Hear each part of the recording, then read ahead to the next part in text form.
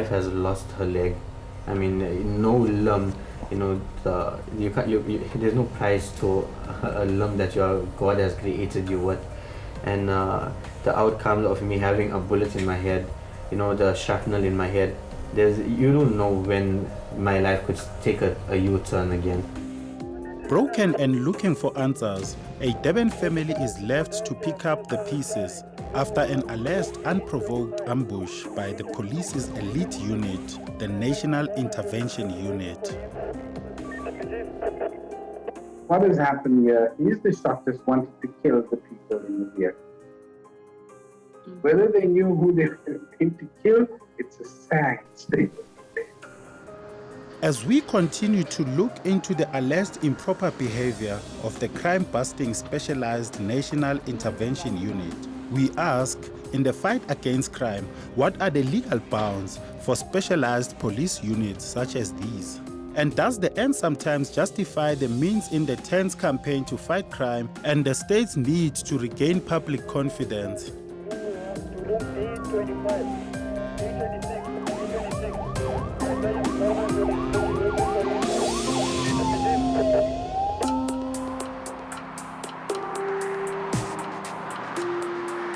The night of the 16th, myself and my family, we were coming down this road over here, and a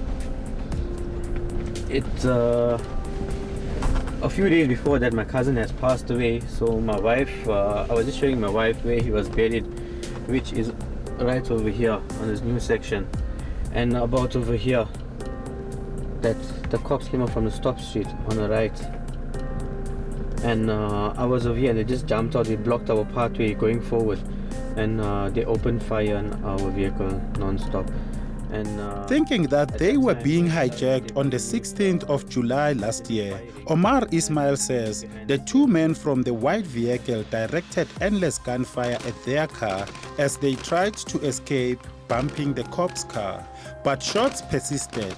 Inside, his pregnant wife holding tightly onto their 1 year and 10 months old toddler, whose car seat was not spared the bullets that pierced through it. I was at shock, and then I think I was at shock, but the amount of gunfire that there was and the amount of rounds that they shot at, but I was more in I was making more Islamically we say shukr, thanks to Allah, thanks to God, that my wife and my daughter were still alive, because it was the amount they didn't, like I said, they did not stop their fire until we came to a standstill, and they heard my daughter screaming and crying. That's the only time. Yeah, that's the time that they stopped firing. They say, recognizing that they had made a mistake, the policemen approached the car, now offering to help. Almost too little too late. They were later to learn that apparently their attackers were members of the National Intervention Unit. Among the many versions of what happened, the police were quoted as saying they were responding to a hijacking and the family was caught in the crossfire. I honestly believe they mistaken us to be hijackers and opened fire on us, and just made this whole story to cover up what they've done.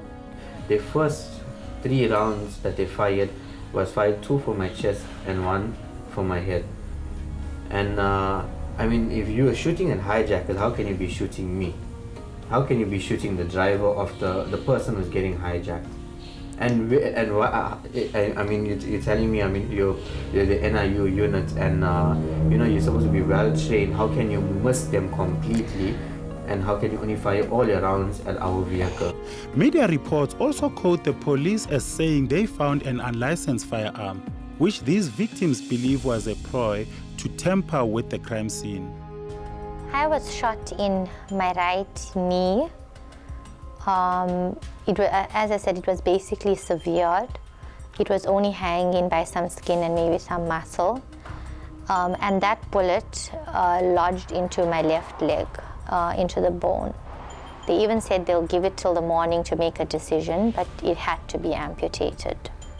I've been shot in the back of my head, and on my right shoulder, On my right shoulder, the bullet somehow it managed just to enter and exit without damaging a bone or nerve or anything.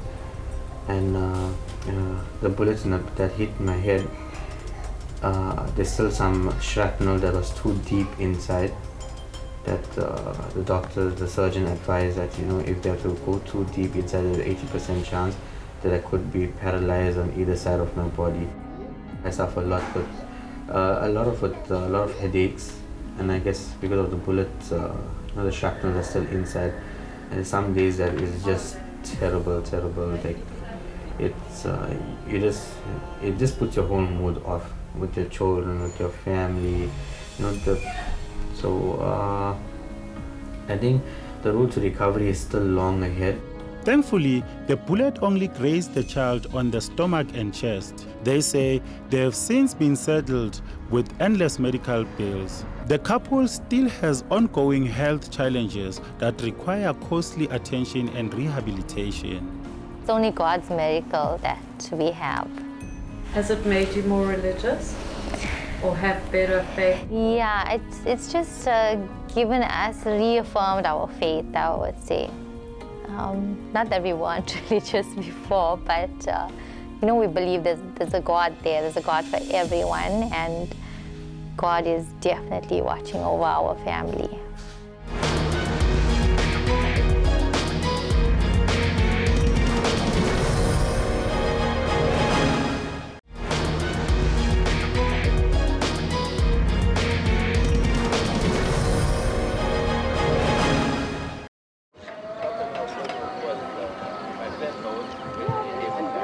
When I got shot in the back of my head, everything just went silent and I couldn't breathe. Like I was trying to take a breath and I just couldn't breathe. And then she was sitting behind me and she was calling my name, and I couldn't answer her. And then that's when she started reading a prayer. She aloud. There is none worthy of worship besides Allah, and Prophet Muhammad sallallahu alaihi wasallam is a final messenger of Allah. Omar says since the shooting, his erratic health has forced him to quit his job. He hopes to soon start a business that will allow him the flexibility he requires. Still fearing that their attackers would silence them if they speak, they say they were eventually persuaded to seek legal resources. Anybody who has been unlawfully or negligently injured or damages caused by members of the police force acting in the course and scope of their duties, that person would then have a legal claim against the minister to redress the damages that they have suffered. So in our case, we have 3 people who have suffered damages, bodily injury, serious bodily injury. And in that scenario, they have to be compensated for the loss that they are suffering. And that is the redress that we are pursuing. They say they are particularly incensed with what they call the police's misrepresentation of the truth.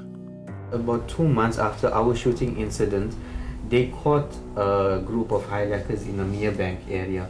And they gave a statement to say that those hijackers were also involved in our case of the shooting. Yeah, whole syndicate. The syndicate was on the 16th of July, which is total complete lies. As we speak now, this matter is being attended to by an independent director. So nobody can question the objectivity or the unbiasedness of an investigation or biasness of this investigation, considering that it's being investigated by an independent body. So let's allow for that investigation to take its course, because we are coming from a position where we're saying that if the police have done wrong, and if they have a case to account for or a case to answer to, then they must answer to that case, as we have done in the past. This alleged misrepresentation of the events echoes similar allegations to the January 2021 Soweto incident, at which 4 alleged would-be cash-in-transit robbers were killed. Last week, we brought you their story through the tale of Adida Mkhize, a Sowetan man who had been in and out of jail due to serious crimes like armed robbery and attempted murder. He lived a high life which came to an abrupt end on the 7th of January when he succumbed to a hail of bullets along with 3 of his friends.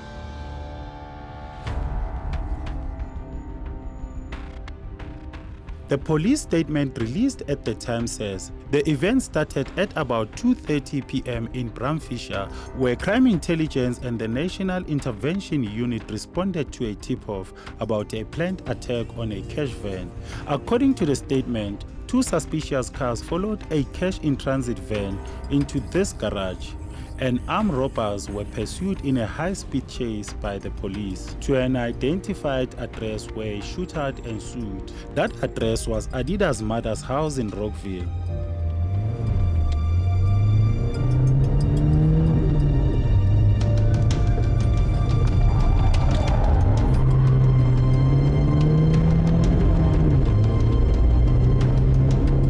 But those present at the scene dispute that there was a shootout, saying the police started shooting from the street where the deceased were already inside the yard unarmed. They allege that instead of arresting the suspects, as they had already been cornered, the police shot at them and staged the crime scene. Apparently, the other 3 suspects killed during this incident were Zimbabweans. Ke ile ka tshaba ka tlo okomela ntho e mo festereng mo, then ka nka several shots ya di-photo ke bona ntho e tsagalang ka mo next door ka. So ntho e ke bone batho ba ifo ba robaditswe mo fatshe mo le mo di-talsing mo. Then after several minutes ke ge ba bolela gore ba kene mo dikoloing tse ne di le mo jarteng ne le Hyundai e le Mercedes Benz o white. So 3 ba ikentse mo Mercedes o white, o 1 ba mo kenya ko Hyundai ne le ko morago.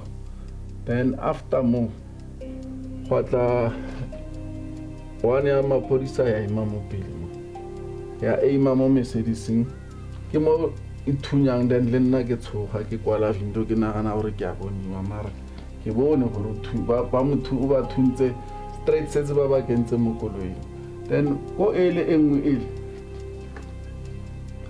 ne shebile kwa ba mo dulitse mo left hand side, so ba butsile batia ba mo thunya this way, ba mo shebile ka le side ba ithunya straight go windscreen jaka ko Mercedes. After lapho after ukuthi babadubule bafe bagcine bavula ibhuti, uvula kwabo ibhuti bathula ibheke elimnyama. Le bheke elimnyama belinebhamu bagcina bathatha le bhamu lalizana labantu sebafile babaplanta bonke, umunye nomunye ebhekane isibhamu sakhe, but phela abantu bebengaphathanga ibhamu, bebengananix, babathule bengacabanganga nix. This man is a member of one of the police's specialized units. After seeing the pictures, he questioned the police's version. When you shoot, you don't have time to aim. You shoot for your survival. But there, who are going to nago, because grouping, il est passenger, qui grouping il est jouable. Yaya driving, il grouping. In between the city that they two, I want to bullet again. Maybe I can't say which unit is that. Yeah, but I'm telling you, this was planned. Between the space, between the seats, I want to bullet again. It was there. And then after to launch over the deceased, that driver's side. You can, how to watch Joano, you know, emotion, you shoot out. You shoot a junk R5 drive. 100%. To be honest, my brother, in most cases, a police official has a split of a second to make a decision in order to protect somebody's lives or to protect even your own life. Because as we speak today, police officials are being slaughtered by criminals out there. And there is no one who's saying anything about it. In that statement, we don't mention everything as fact. We say, we use the word alleged to have happened, or alleged suspects, or alleged shootout, and so forth, because we want to allow for all that information that we mentioned in the statement to be tested. So that's why I'm saying, even in the story that you carried, those people, so-called eyewitnesses and family members and relatives and so forth, they were mentioning things as fact, where it's understandable because they are close family members and relatives, and they would want to sympathize with the suspects that were involved, and they would mention things as fact. Firstly, I cannot go into the merits of those two cases, purely because they are still subject to investigation, which investigations are being conducted by the Independent Police Investigative Directorate. But what I can tell you is that in both those cases, those members from the National Intervention Unit, together with other members from other disciplines of the SAPS, responded to intelligence that was provided in both incidents.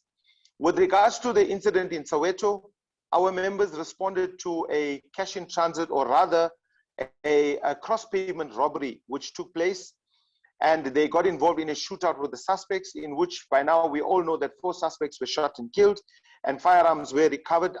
Actually, there were semi-automatic rifles that were recovered in their possession.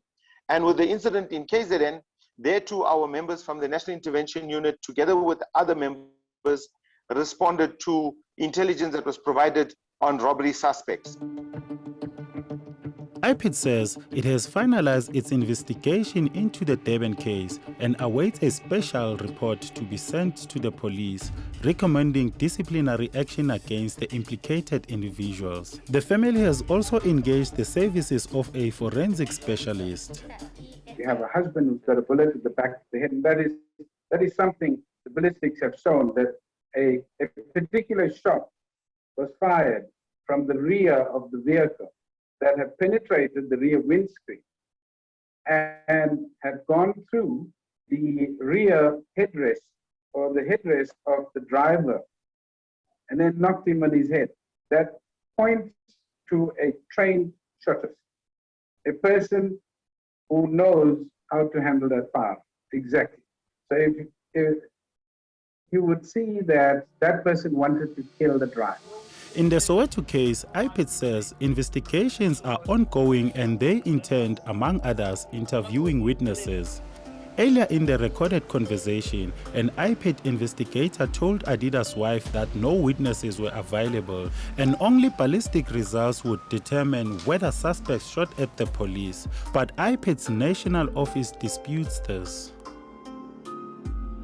There's a post-mortem report that we rely on from health specialists from the Department of Health. We also interview the suspects themselves, and after that, and we also take cartridges that also we have to wait for ballistic analysis and specialist reports to be conducted and finalized before they are sent to us. So I just want to indicate that we don't only rely on witnesses, but don't want to underplay or underscore the importance of having eyewitnesses and community participation, community cooperation with the investigation process.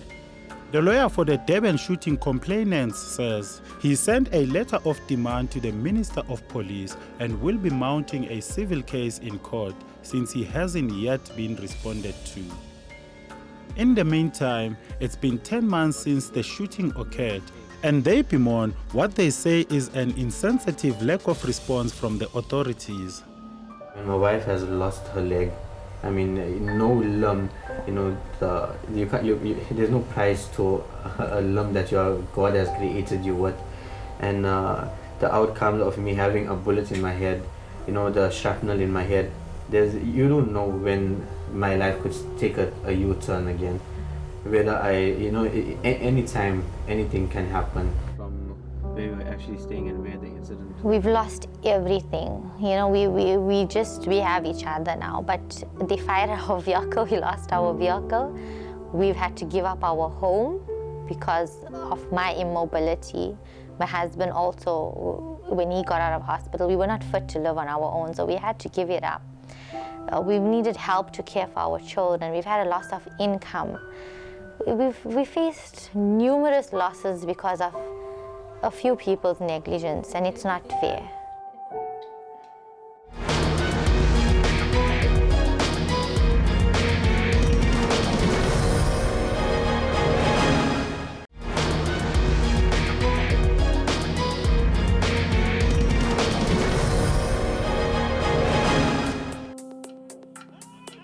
In 2019, the South African Police Union called for the disbandment of the National Intervention Unit, accusing them of killing their fellow officers. We have engaged SABC management and we have done our own investigations. And after we have found that, it is not everyone, because we know it cannot be everyone within the National Intervention Unit who may have acted in one way or the other. There may be some few incidents that has occurred. And those incidents that are there, they have to be dealt with. They are exposing themselves to a potentially life-threatening situation.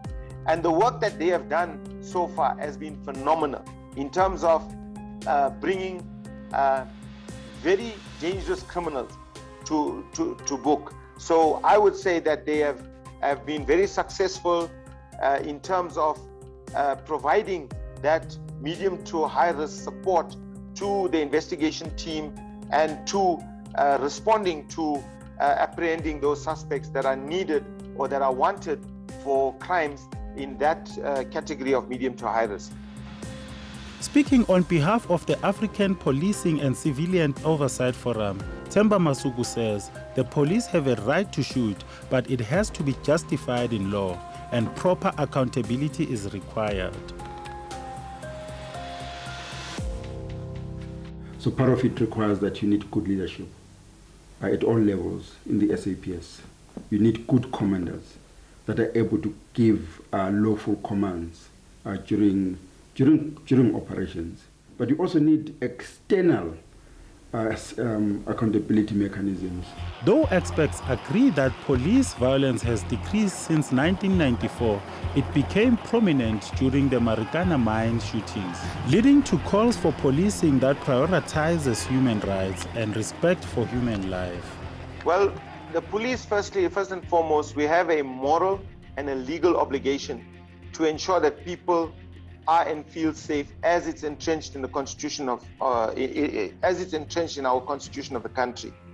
Now, we have various facets of policing. We have proactive and reactive policing.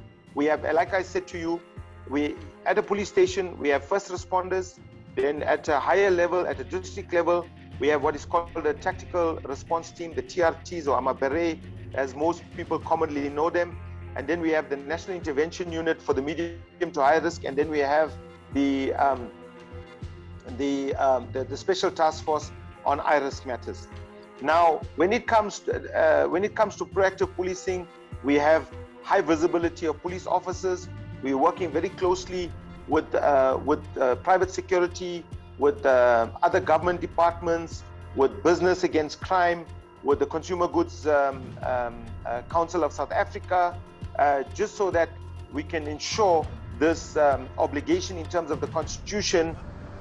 Experts say proposed changes to the SABC Amendment Bill will significantly address police violence and consolidate the currently disjointed use of force legislation with the security cluster.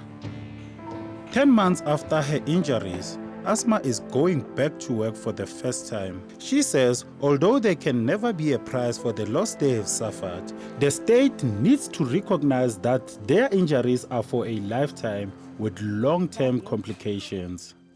It's taken me months. It's still a struggle. I've only gotten my prosthetic leg around last year, end of September or beginning of October, around there. I'm still getting used to wearing it. I don't have a good leg, so to say. Both my legs had been damaged, so for me it's going to be a struggle. We have 2 young children to care for. And they just need to own up also to what they have done and stop with the lies also. They need to, I mean, if you want to be a man carrying a firearm and you want to shoot, then you need to be man enough to own up and say that yes, we did make a mistake.